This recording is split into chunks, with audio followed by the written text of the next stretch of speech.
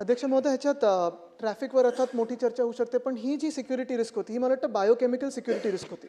आणि म्हणून पुन्हा एकदा मी मुख्यमंत्री महोदय इथे असल्यामुळे त्यांचं लक्ष याच्यावर वेधू इच्छितो, कारण त्यांच्याकडे गृह खातं पण आहे.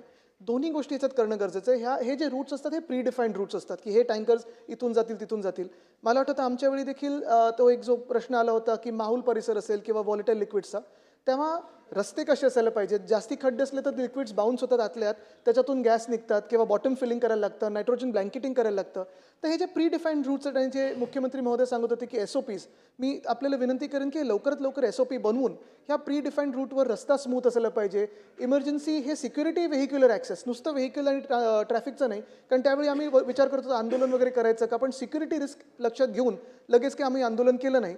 पण प्री डिफाईन्ड रूट्सवर मग बायोकेमिकलचा हॅझर्ड काय आहे, हॅझमॅट व्हेकल आपल्या ह्या ठिकाणी दोन्ही बाजूनी असायला पाहिजेत.